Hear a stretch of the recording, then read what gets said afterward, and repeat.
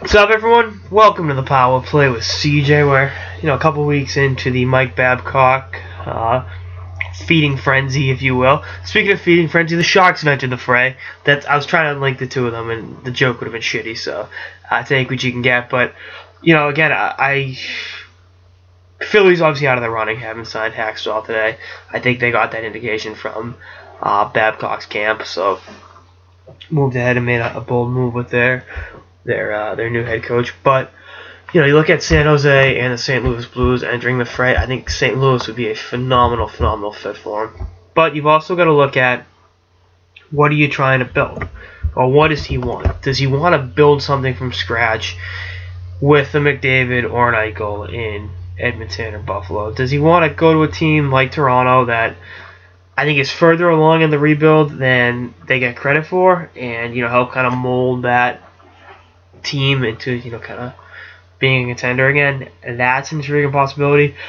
Or does he want to go to a contender right away in St. Louis? Those are your three different options. The thing with Philly and Duladry San Jose, they're too middle of the road, if you will.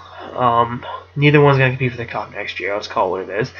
And neither one's bad enough to the point where there's a McDavid or an Eichel, or even in Toronto's case, a Dylan Strome or no Hanifin entering the fray. And that's tough selling point. It's tough to rebuild. When you're middle of the road, mediocre. It's just not the best set of circumstances. And I mean, heck, it's not an overnight fix. Not that it's an overnight fix anywhere, but it's easier to get better overnight when you got McDavid or Eichel coming to town. Philly and San Jose don't have that. They're picking, I think like 8th and 9th in the draft off the top of my head.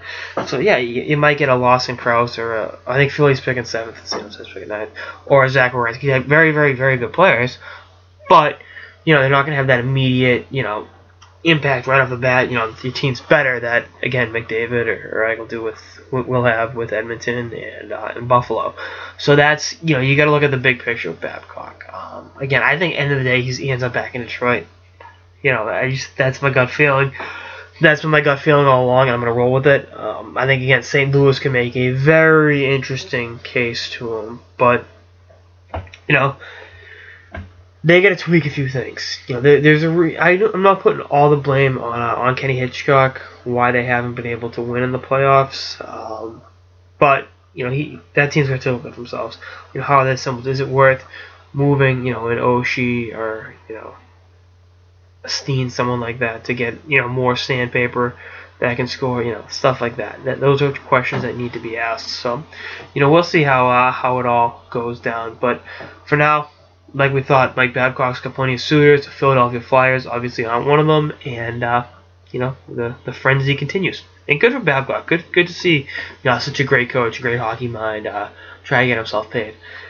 That's like episode of the Power Play with CJ and the latest Mike Babcock rumors. Stay tuned for more episodes throughout the season and beyond. Later, guys.